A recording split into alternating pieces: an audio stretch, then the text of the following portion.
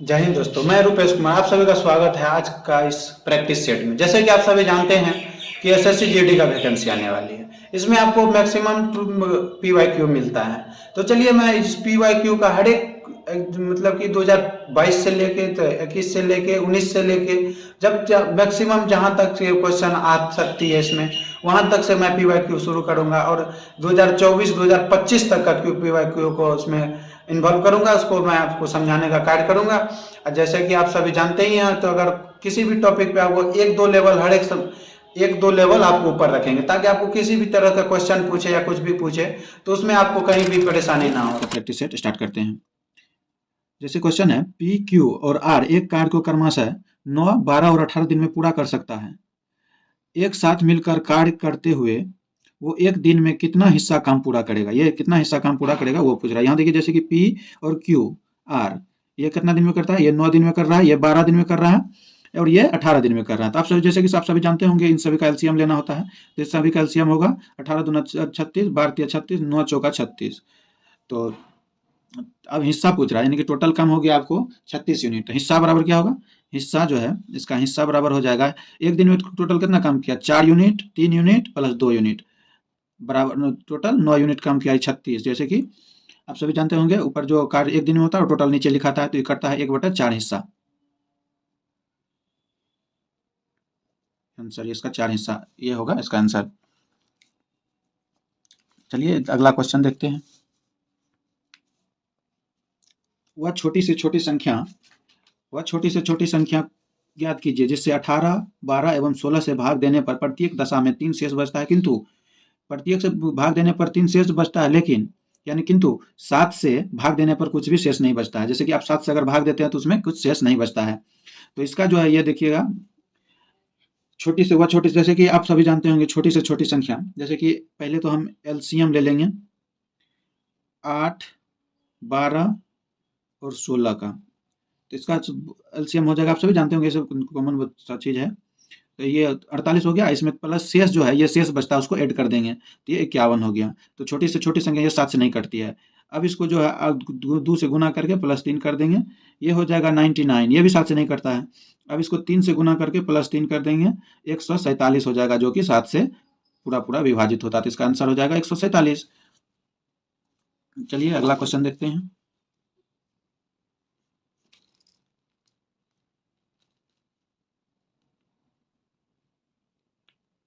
वह सबसे बड़ी संख्या ज्ञात कीजिए जिसमें संख्या 57, 95 और 111 से भाग देने पर प्रत्येक स्थिति में समान शेष फल प्राप्त होता है। तो इसका जो है, ये एचसीएफ का क्वेश्चन है, वो एलसीएम का था, एचसीएफ का है। तो इसका जो है, शायद आप सभी को दिख नहीं रहा था, तो इसको मैं फोल्ड कर लेता हूँ थोड़ा सा, अब दिख रहा होगा।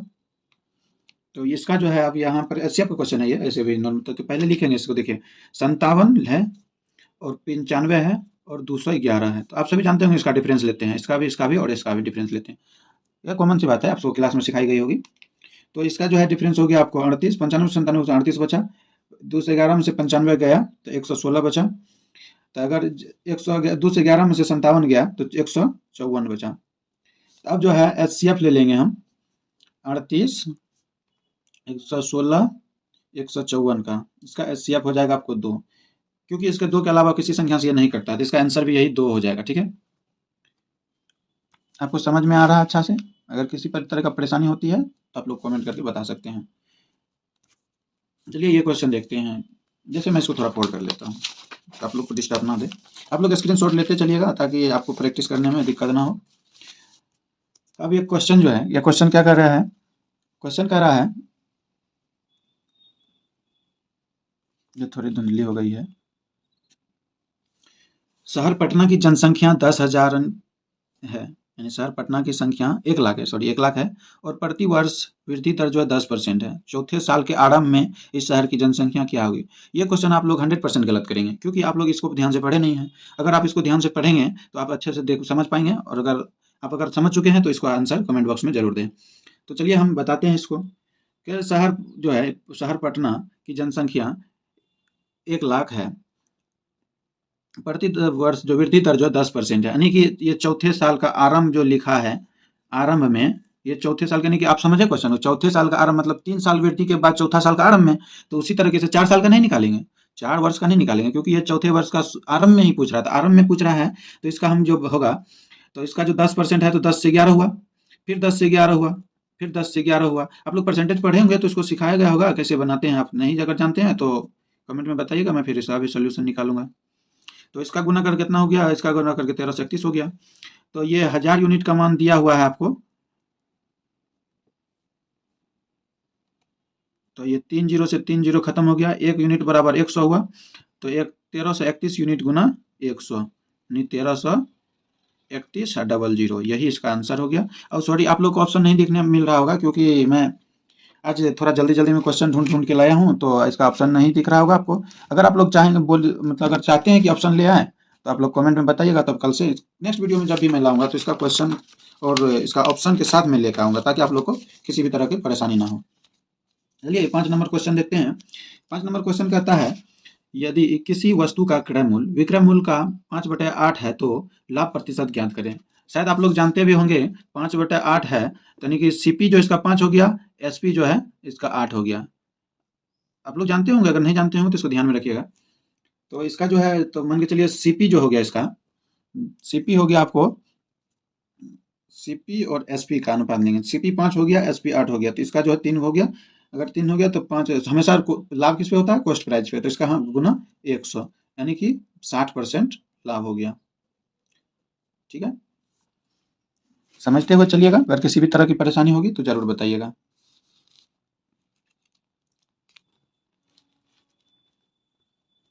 अब यहाँ आगे आपको साधारण ब्याज का क्वेश्चन, क्या साधारण ब्याज की वह दर क्या होगी, क्या है जिस पर कोई धनराशि 36 वर्ष में स्वयं का 3 गुना हो जाता है।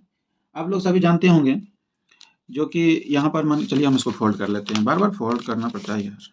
चलो नेक्स्ट टाइम से हम इसका जो है ना, आप सभी को पहले इसका प्रिंट आउट निकलवा के उसके बाद में आपको टाइपिंग उपिंग करके उसके बाद स्पेस रख के तब ऐसा कुछ करेंगे, क्योंकि अभी आज फर्स्ट डे है तो आप लोग थोड़ा सा मैनेज करेंगे, आगे से दिक्कत ना होगा, इसका मैं गारंटी देता हूँ। तो जैसे कि यहाँ पर कहता है, ये जो है 36 वर्ष में स्वयं का 3 गुना हुआ, 1 से 3 गुना हुआ है। आप लोग समझ पा रहे होंगे, ये कितना वर्ष में हुआ, 36 वर्ष में हुआ, 36 वर्ष में हुआ है, तो कितना ब्याज लगा, 2, कितना पे लगा, 1 पे, गुना 100, यानी कि 200% ब्याज लग गया, इसको 200% ब्याज लगा है। तब 1 वर्ष में क्या लगा, 1 वर्ष में, सॉरी थोड़ी सी प्रॉब्लम आ रही है, मेरे को भी लग रहा है, 1 वर्ष में 200/36, तो इसको 4 से काटते हैं तो 9 चौका 36, 50 चौका 200, तो इसको जैसे कि आप इसको भाग जब देंगे तो 9 5 45 बचा 5.50, 9 5 45, 9 5 45% इतना के आसपास इसका आंसर होगा। अब आप लोग थोड़ा सा दिल थाम के बैठिए, अब कंपाउंड इंटरेस्ट आने वाली है, जिससे आप सभी डरते हैं, कोई खास तो ऐसा है ही नहीं, लेकिन आप लोग को पता नहीं दूसरे के सुना बात पे आप लोग डरते रहते हैं कि हाँ ऐसे वैसे, ऐसा कुछ है नहीं। कंपाउंड इंटरेस्ट बहुत आसान चैप्टर है, जैसे कि आप लोग पढ़े नहीं होंगे, कोई आप दूसरे से सुन के बताए होंगे, कोई बोला होगा तो उसको आप दिमाग में बैठा लिए हैं, कंपाउंड इंटरेस्ट भारी है ये वो इस तरह, लेकिन ऐसा कुछ नहीं। अगर आप ध्यान से पढ़ेंगे, इसका कुछ मैं चार्ट दे दूंगा, अगर मैं इसका तो फाउंडेशन अभी पढ़ा नहीं रहा हूँ, कोशिश करूंगा अगर टाइम बचे तो मैं पढ़ाऊंगा, क्योंकि खुद भी पढ़ना रहता है ना, तो मैं पढ़ा नहीं पाऊंगा, अगर होगा तो कोशिश करूंगा मैं मैक्सिमम जो हो जाए। तो चलिए यहाँ पर जैसे कि आप सभी जानते हैं 7 नंबर क्वेश्चन में है कंपाउंड इंटरेस्ट। ऐसे भी आप लोग ज़्यादा घबराइए नहीं, कंपाउंड इंटरेस्ट साधारण ब्याज से भी आसान है। आप लोग को डरा दिया गया है तो दूसरे से जैसे सुने थे वैसे आप लोग कर रहे हैं, दूसरे से सुन के भारी बता दिया तो भारी हो गया, नहीं ऐसा कोई बात नहीं है। जैसे कि अब यहाँ पर कंपाउंड रेट क्या है इसका देखिए, क्या होता है, यदि 5% वार्षिक ब्याज दर से 3 वर्ष का चक्रवृद्धि ब्याज तथा साधारण ब्याज का अंतर जो है 122 है, तो मूलधन रुपये में ज्ञात करें।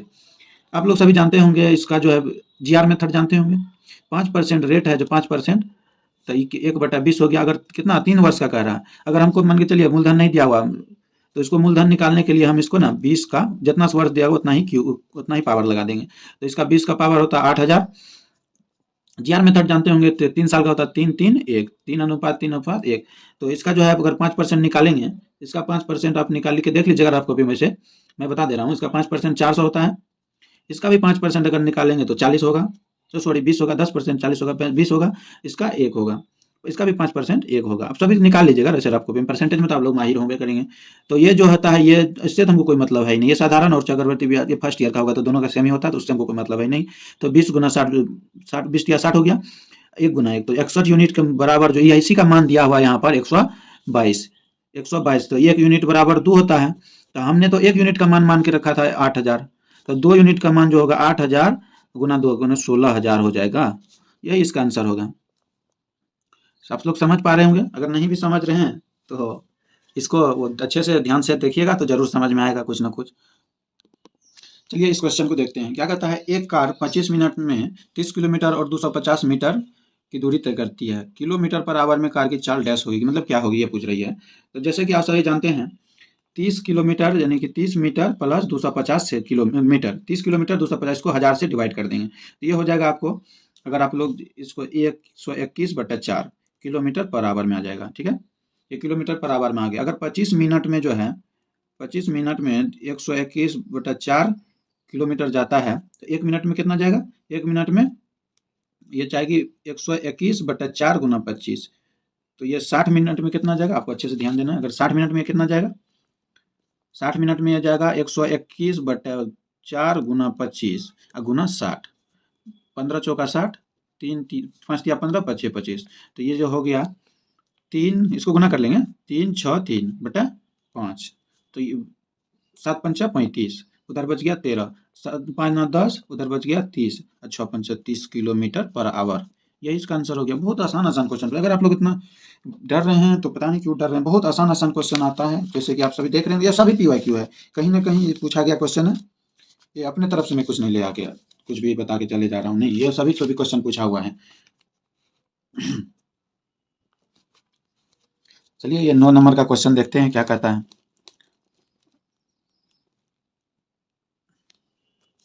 9 नंबर का कहता है ये जो है 17.5 मीटर दौड़ सकता है, जबकि 20 मीटर दौड़ सकता है। 1 किलोमीटर दौड़ में ए बी को कितने मीटर से हराएगा। तो आप सभी जानते हैं जैसे कि ए जो है ए बी का रेशियो बना लेंगे तो 17.5 ये जाता है, ये 20 जाता है, तो इसका डिफरेंस कितना हो गया 2.5। ये पॉइंट है, इसको जीरो नहीं मानेंगे, 2.5। तो अब जो है तो ये 2.5 जाता है, तो 2.5 टोटल कितना, मतलब कितना हराना 20 को 1000। जीरो पॉइंट हटा नहीं, यहाँ जीरो आएगा, 2 जीरो से 2 जीरो खत्म, 2 जीरो से 2 जीरो खत्म, इसको 5 से खत्म, 25 गुना 5 यानी 125 मीटर आंसर।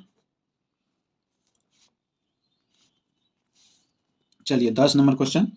चलिए इसमें भी थोड़ी सी आप सभी का मतलब कि इसको थोड़ा सा अच्छे से ध्यान से पढ़िए। पहले आप 2 बार 3 बार जितना बार हम तो समझा ही देंगे, हमको देखिए हम समझा ही देंगे, आप सभी इसको अच्छे से रीड कीजिए। पहले कहता है एक रेलगाड़ी 40 किलोमीटर प्रति घंटा की औसत चाल से चलते हुए निर्धारित समय पर अपने गंतव्य तक पहुंच जाती है। निर्धारित समय पर अपने गंतव्य तक पहुंच जाती है। जब इसकी औसत चाल 35 किलोमीटर हो तो यह अपने गंतव्य पर 15 मिनट देरी से पहुंचती है। तय की जाने वाली दूरी ज्ञात कीजिए, यानी कि दूरी पूछ रहा है कितना होगा। जैसे कि आप सभी जानते हैं यहाँ पर, जैसे आप अगर अच्छे से ध्यान से देखेंगे तो इस ये जो है दूरी, टोटल दूरी, इसका जो दूरी मतलब क्या होता है, टोटल दूरी इक्वल टोटल टाइम 35, फिर P बटा, सॉरी ये डी है, P क्यों लिख दिए, दिमाग कहाँ रहता, P बटा 40 बराबर 15/60, 15 मिनट यानी घंटा में बना लेंगे इसको। तो इसका जो है LCM ले लेंगे, इसका LCM ले लेंगे तो इसका LCM हो जाएगा 280 आएगा। आप लोग निकाल के देख लीजिएगा। तो इस जो है 8 बार में काटेगा इसको, 8D माइनस 7D, ये 7 बार में काटेगा, 7 चौका 28, 7D इक्वल टू 15 गुना 60/60। तो इसका जो है D बराबर जो हो जाएगा, तो 7 में से 8D में से 60D गया तो D बचा, तो यहाँ D बराबर हो जाएगा आपको 15/60 गुना ये जो 180 280 है, इसको इधर भेजेंगे तो इधर भाग में तो इधर गुना में आ जाएगा, जीरो 15 चौका 15 का 15, 15 चौका 60, 7 चौके 28 यानी कि 70, D बराबर 70 किलोमीटर पर आवर आंसर हो गया इसका, ये 70 किलोमीटर D बराबर। चलिए 11 नंबर क्वेश्चन देखते हैं। यहाँ है एक, ये भी टाइम स्पीड का ही है, तो इसका थोड़ा अलग चैप्टर है ये, जैसे कि 9 धारा के नाम से आप सभी जानते हैं, है लेकिन टाइम स्पीड का ही क्वेश्चन, इसमें भी सब चीज़ होता है। तो चलिए यदि क्वेश्चन है, यदि नदी की बहाव 4 किलोमीटर प्रति घंटा है और नाव धारा के बहाव के विपरीत दिशा की अपेक्षा धारा के साथ 3 साथ 3 गुना रफ्तार से जाती है। 3 गुना रफ्तार, यहाँ थोड़ा सा गलती का लक्षण हो गया था। 3 गुना रफ्तार से जाती है तो नाव की चाल ज्ञात करें। जैसे कि आप सभी जानते होंगे, अगर जब धारा के साथ जा रहा था बी प्लस डब्ल्यू, धारा के विपरीत दशा जा रहा था बी माइनस डब्ल्यू, तो धारा के साथ इसको 3 लगता है, इसको 1 लगता है, इसको विपरीत में 1 लगता है। तो अब बी और डब्ल्यू का मान निकालना है।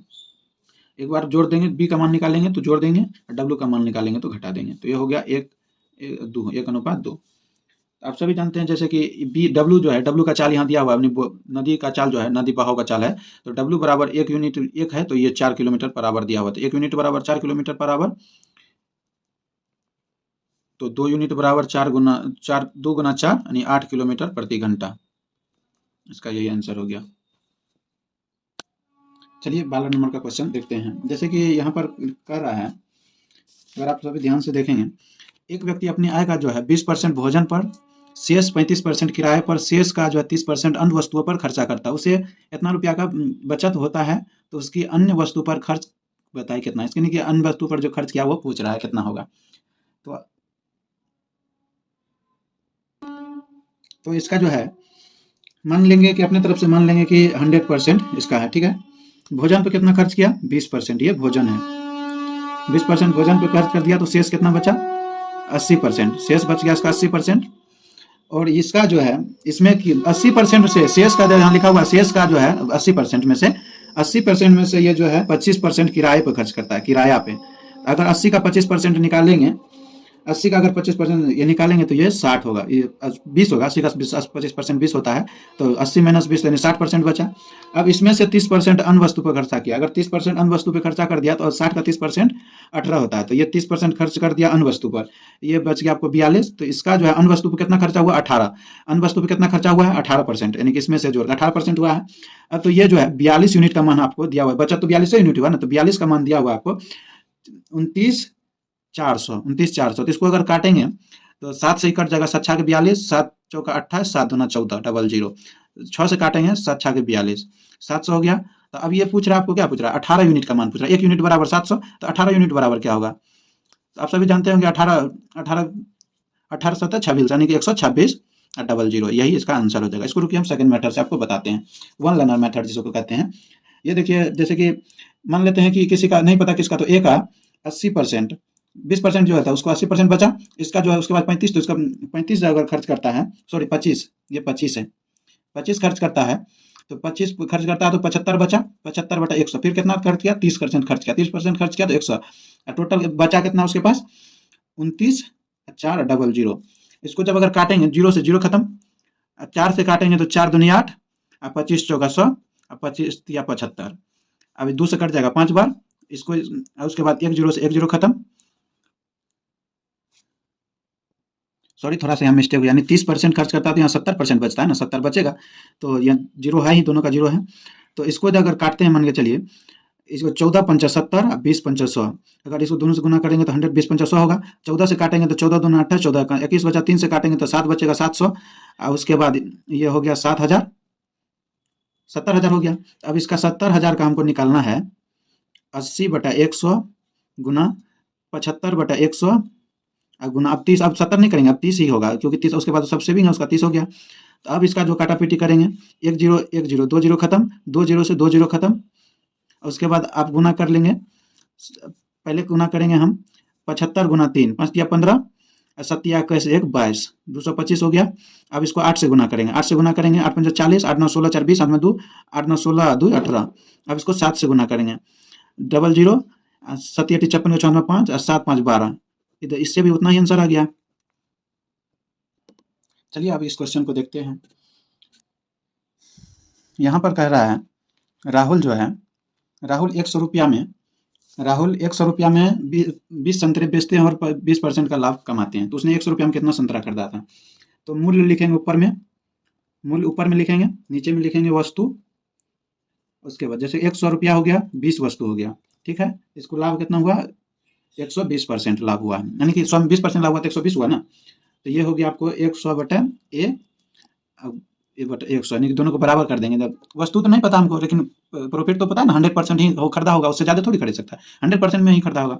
तब ये दोनों को बराबर करेंगे, तब 100 बटा 20 और उसके बाद गुना 100 अब उसके बराबर 100/a गुना 120, इसको उलट जाता है ये, तो 20×500, उसके बाद परसेंट जीरो से परसेंट जीरो खत्म हो जाएगा, ये 50 हो गया, बराबर के सामने सामने कटता 50, दूना 2 बार में कट जाएगा, 5 से 20 बार में कटेगा, 1 जीरो से 1 जीरो खत्म, 2 बार में कट जाएगा, चलिए ऐसे ही काट देते, 1 जीरो से 1 जीरो खत्म, 5 से अगर काटेंगे 10 को तो 2 बार में कटेगा, यानी 12 दूना 24 को संतरा वो खरीदा था। चलिए आप सभी इस क्वेश्चन को होमवर्क में बना के लाएंगे, ये ऑप्शन भी दे दिए हैं इसका। तो ये क्वेश्चन है, 5,000 की राशि पर 4% वार्षिक ब्याज की दर से वार्षिक और छमाही आधार पर चक्रवृद्धि होने वाली 1.5 वर्ष में अर्जित चक्रवृद्धि ब्याज का अंतर और क्या होगा। तो आप सभी इसका ये जानते होंगे, आप सभी शायद जीआर मेथड के बारे में नहीं जानते हो, तो मैं थोड़ा सा उसके भी चर्चा कर लेता हूँ।